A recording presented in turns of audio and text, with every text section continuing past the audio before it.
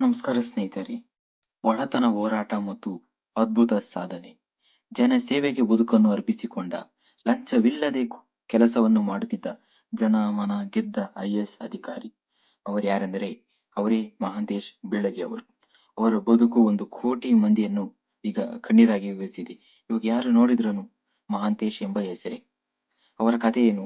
ಅವರ ಬದುಕಿನ ಹೋರಾಟವೇನು? ಅವರು ಯಾಕೆ ಮೃತಪಟ್ಟರು? ಹೇಗೆ ಮೃತಪಟ್ಟರು?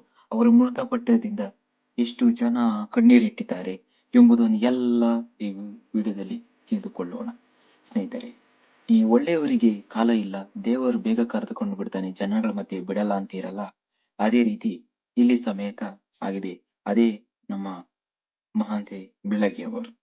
ಸ್ನೇಹಿತರೆ, ಅವರು 27 ಮಾರ್ಚ್ 1947 ಕರ್ನಾಟಕದ ರಾಮದುರ್ಗ ಸಮೀಪದ ಒಂದು ಸಾಮಾನ್ಯ ಬಡ ಕುಟುಂಬದಲ್ಲಿ ಅವರು ಮಹಾಂತೇಶ್ ಅವರು ಜನಿಸಿದರು. ಸ್ನೇಹಿತರೆ, ಅವರ 5ನೇ ವಯಸ್ಸಿನಲ್ಲೇ ತಂದೆ ನಿಧನ ಆದರು. ಮನೆ ತುಂಬಾ ಆರ್ಥಿಕ ಸಂಕಷ್ಟ. ಅವರ ಅಮ್ಮನೇ ಅವರ 5 ಜನ ಮಕ್ಕಳಿದ್ರು. ಆ 5 ಜನ ಮಕ್ಕಳನ್ನು ಸಮೇತ ಅವರ ಅಮ್ಮನೇ ಈ ಚಪಾತಿ ಮಾರ್ಕೊಂಡು ಅವರು ಸಾಕಿದ್ರು. ಈ ಕಾಲದಲ್ಲಿ ತಂದೆ ಇಲ್ಲದೆ ಯಾವ ರೀತಿ ಕಷ್ಟ ಆಗ್ತಿದೋ ಇನ್ನು ಆ ಕಾಲದಲ್ಲಿ ಮೊದ್ಲೇ ಹೇಳ್ಬೇಕಾ. ಆ ರೀತಿಯಲ್ಲಿ ಬಡ ಕುಟುಂಬದಿಂದ ಅವರಮ್ಮ ಕೂಲಿ ಮಾಡಿ ಅದು ಓದೋದಂದ್ರೆ ಈ ಕಾಲದಲ್ಲಿ ಕಷ್ಟ. ಈ ಕಾಲದಲ್ಲಿ ಆದ್ರೆ ಸರೋದಿದೆ, ಆ ಕಾಲದಲ್ಲಿ ಓದೋದಂದ್ರೆ ತುಂಬಾ ಕಷ್ಟ. ಅದರದಲ್ಲಿ ಅವರಮ್ಮ ಕಷ್ಟಬಿಟ್ಟು ಪಾಪ ಅವರನ್ನು ಓದಿಸುತ್ತಾರೆ. ಅವರಿಗೆ ಓದಿನಾದರೂ ದೊಡ್ಡವನಾಗಿ ತಾಯಿಗೆ ಗೌರವಿಸಬೇಕು ಅಂತ ದೊಡ್ಡ ಕಾನ್ಸೆಪ್ಟ್ ಇದೆ. ಓದ್ನಾಗಿ ದೊಡ್ಡದಲ್ಲಿ ಅವ್ರು ಗೌರವಿಸ್ಕೊಡ್ಬೇಕು.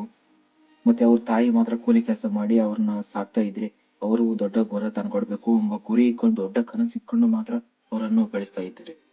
ಅವ್ರು ಬಡತನ ಇದ್ದರೂ ಅವರು ಪುಸ್ತಕದಿಂದ ಮಾತ್ರ ದೂರ ಆಗ್ಲಿಲ್ಲ. ಇಷ್ಟೇ ಬಡತನ ಆದ್ರೂ ಓದು ಮಾತ್ರ ಬಿಡಲಿಲ್ಲ. ಅವ್ರ ಶಾಲೆಯಲ್ಲೇ ಟಾಪರ್. PU ಮತ್ತು ಡಿಗ್ರಿ ಸಮಯದಲ್ಲಿ ಒಂದು ಅತ್ಯುತ್ತಮ ಟಾಪರ್ ಅಂಕಗಳು.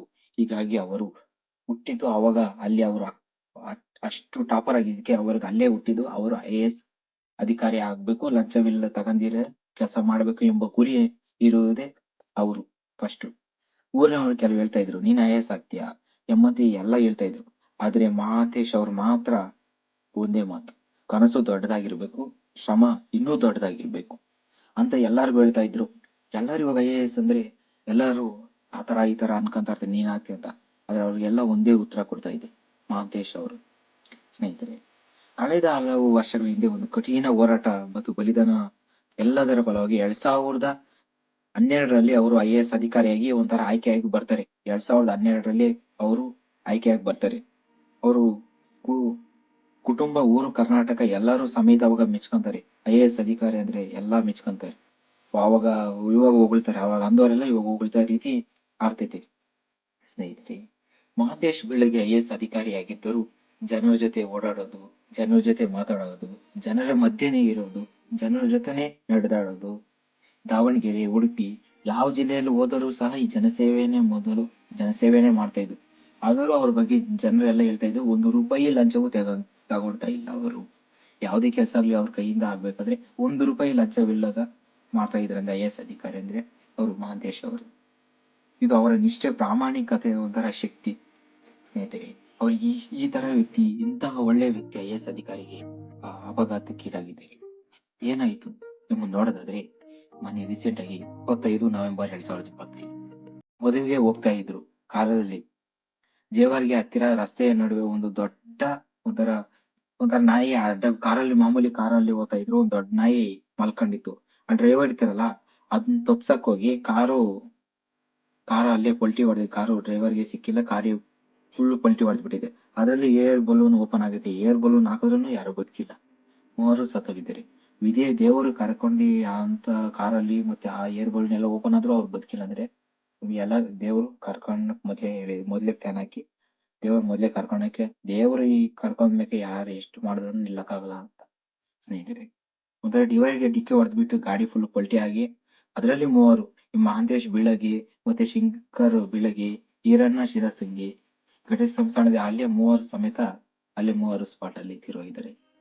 ಜನಸೇವೆಗೂ ಪ್ರಾಮಾಣಿಕತೆಗೂ ನಿಂತಿದ್ದ ಒಬ್ಬ ಮಹಾನ್ ಅಧಿಕಾರಿ ಅಂದ್ರೆ ಆಕಸ್ಮಿಕವಾಗಿ ನಮ್ಮನ್ನು ಅಗಲಿನಲ್ಲಿ ಬಿಟ್ರು. ಮಹಾನ್ ವ್ಯಕ್ತಿ ಅಂದ್ರೆ ಅವರು ಮಹಾಂತೇಶ್ ಅವರು. ಸ್ನೇಹಿತರೆ, ಕರ್ನಾಟಕದ ಎಲ್ಲೆಡೆ ಭಾರಿ ಶೋಕ. ಸಾಮಾನ್ಯ ಜನರಿಗೆ IAS ಅಧಿಕಾರಿವರೆಗೂ ಎಲ್ಲರಿಗೂ ಒಂದೇ ಮಾತು, ಪ್ರಾಮಾಣಿಕವಾಗಿ ಅಧಿಕಾರ ನಾವು ಕಳೆದುಕೊಂಡ್ವಿ.